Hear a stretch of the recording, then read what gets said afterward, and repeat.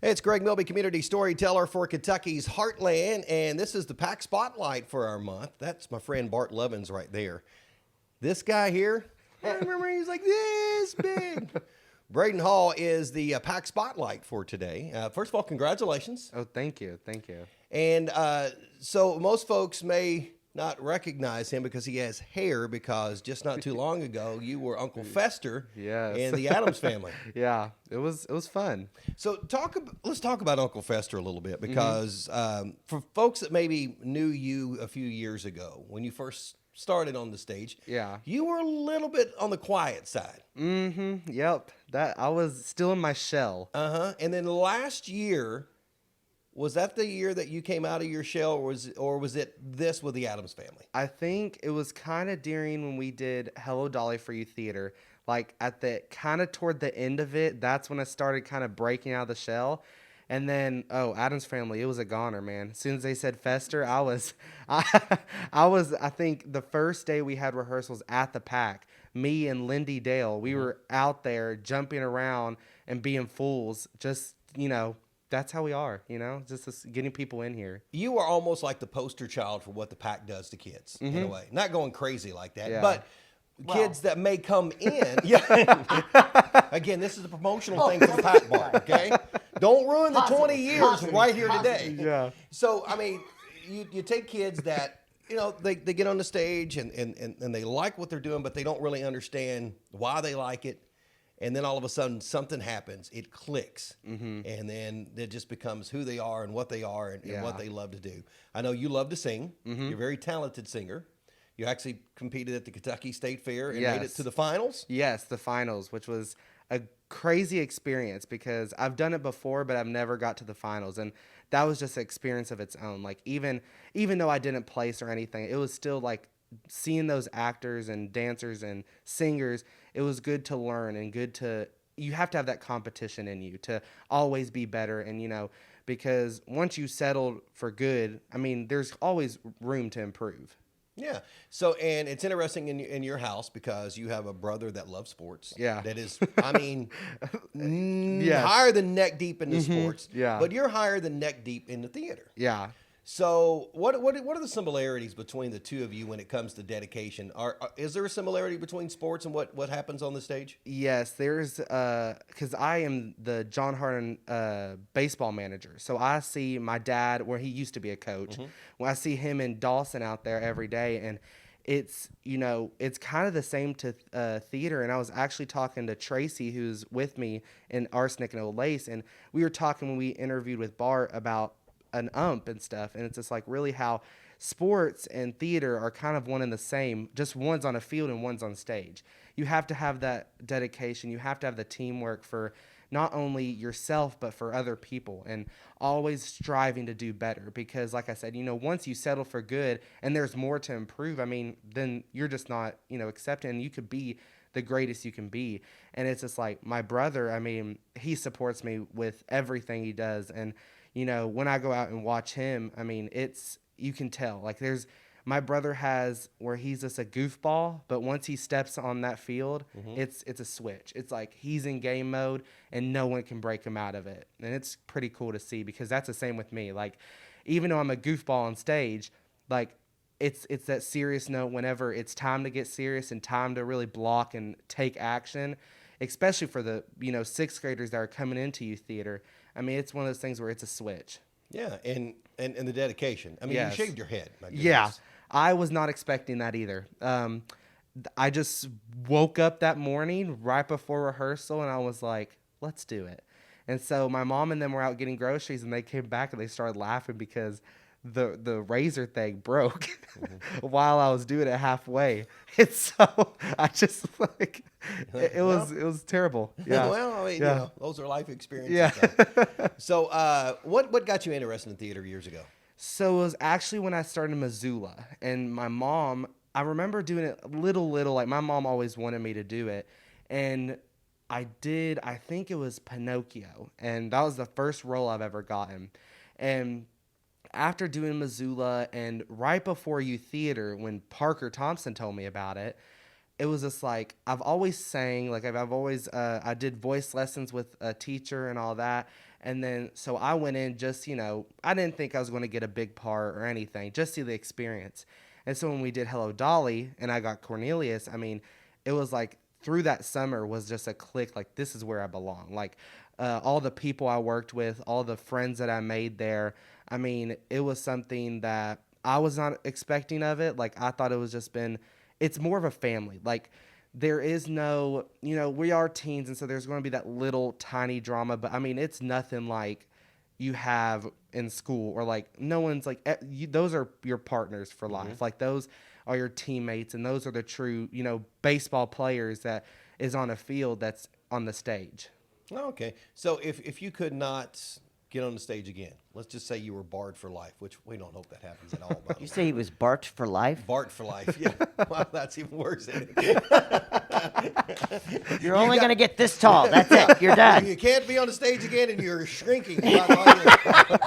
So if you could not be on the stage, what do you think you would do? What are another hobby maybe somebody doesn't know about you? So my dad's an ag teacher at John, and so I do FFA there. And those, like theater and FFA, are the real things I love to do. And so if I couldn't be on the stage again, that's where I would go, because I mean, the leadership that you learn from that, and that's where I get a lot of that from, is from all the training and the teamwork we have, and planning these events that no one would think you would ever plan. Like when you used to be on Quixie and we did Halloween, I mean, we had an army come in and help everyone. And it's crazy to see that, we do surveys every year for our freshmen, and we're like, which would you like to see? Fun activities, community service, or competition events? And we always have at least 70% community service. And it's just amazing to see, because that's what we're based on. That's what we strive on. And we have an aqua food program that we give back to our community. And it's just amazing to see that as a freshman, and through COVID now, like how amazing it's grown, and how people are now coming back into the arts and coming back into FFA and agriculture, which is an amazing thing to do. Okay, you'll be Aquaman, right? Yeah. There you go. Yeah, totally. That's good. So Bart, we're in the 20th year of the PAC. We are. Which is to me, it seems amazing. Because it just seems like yesterday. Well, when you watch some of the old video of me from the first year at doing a tour of the PAC on video to introduce it to people, you look at me and you go, "Oh yeah, it's been 20 years." Yeah. When you compare me to that old video, I can't wait to go back and look at some of that there footage. it is. Yeah. But the PAC hasn't aged at all, it seems like. I mean, It's aged a hell of a lot better than I have. Yeah.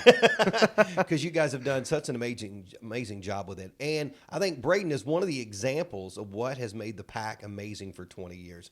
Perfect pick this time around to have him come in and be spotlighted, because knowing Brayden from when he was like a wee little kid up to where he is now, it's night and day.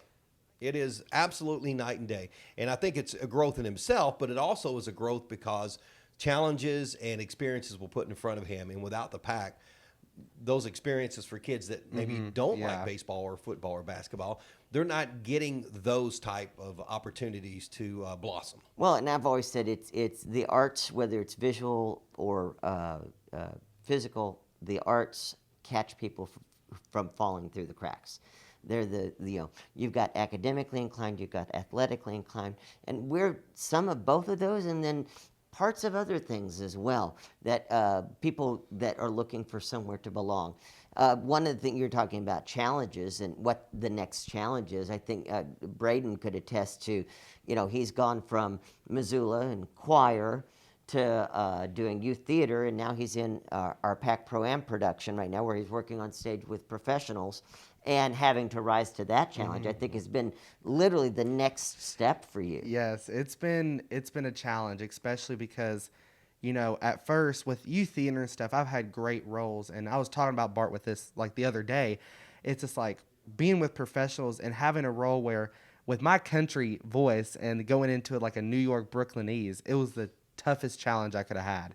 And it's good because it pushes myself, and every day it strives me to be a better actor, a better person, and just like everything for performance. And with, like I was telling the other day, like the professionals in our show, they are amazing. Like just being like that teamwork and that dedication, and just like every time I got off stage and I was worn out and I was tired because Bart had the craziest blocking, it was just like they were just like, good job, Brayden, high-fiving me and telling me that's amazing. I was like, that's something we all need in life, the attaboys kind of. But I mean, it's good because I love criticism. I'm like, bring it to me, because it makes a person better. It depends on the person, but that's a true test if you can take the criticism.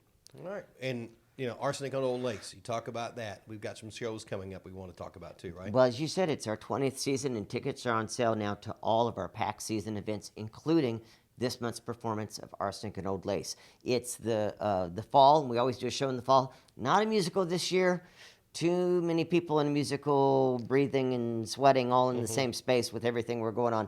So we did a small show and a comedy, because we all need to laugh right now. And Arsenic and Old Lace just seemed like the perfect choice. We do it in partnership with the Abound Credit Union. The first two performances of which on Thursday the 16th and Friday the 17th are Abound Credit Union nights for their members, and all of those seats have been taken. Wow. But tickets are available for Saturday the 18th at 2 and 7, and Sunday the 19th at 3. And it's just this weekend only. So if you can't make it to this weekend physically, you can watch our streaming events on Saturday evening at 7 and Sunday at 3, or you can wait it out, and we'll be splicing together the best of these performances for an on-demand product that will be available Halloween week. All right, so Arsenic Old Lace, again, thepac.net. You can go there, get tickets, not just for that show, but the other shows that are coming up. And there are quite a few, and it's a different mix, I think, this year. This is our busiest season we've had in many a year. It's a combination of a lot of our local rental groups and school groups not being quite ready to get on stage, so we have a little bit more freedom in our calendar for booking things. And we've had more organizations outside of Kentucky contacting us to go, can we rent the space? Can we, we've got a great event November 3rd, Champions of Magic. They contacted us. They wanted to rent the space to mount their next tour. And they said, we could do a show Wednesday. And I'm like, yeah, let's do a show Wednesday. So now they may even be adding a Tuesday show if we have to social distance, and they may have a school show as well. And then we got contacted by Art Fagan Incorporated, and they are doing the 20th anniversary tour of Church Basement Ladies. That just seemed appropriate for us. It's their 20th anniversary. It's our 20th anniversary. So we've brought them on board as well. Two events that we wouldn't normally have had time in our calendar for, that we're really excited to be able to bring to the community. And again, one of our other great things through community efforts, people like the Hardin County Education Foundation and Bob Swope of Swope Family Dealerships, we're bringing in American Spiritual Ensemble in February. Again, something that people came to us and said, hey, we would really like to make this happen. How do we do it? And so being able to address those needs in the community are something we always treasure and we always look forward to. Good deal. A lot of stuff happening at the PAC 20th celebration, because it should be. It's a celebration of the 20th year of the Hardin County Schools Performing Arts Center. And again, one of the testaments to that, Brayden Hall, our PAC Spotlight for the month of September. Congratulations on that. I'm so proud of you. Growing up, when you shaved your head and looked a little weird in the Addams Family, I didn't want to claim you as one of my kids from years ago, but I'll take you again. Good deal. Brayden Hall, that's Bart Lovins, the king of the PAC. It's the 20th anniversary, right? We can make up titles, right? I like leader of the PAC. I can wear my leather jacket. Oh, there you go, leader of the PAC. I'm Greg Milby, community storyteller, and this is Kentucky's Heartland. Thanks for joining us.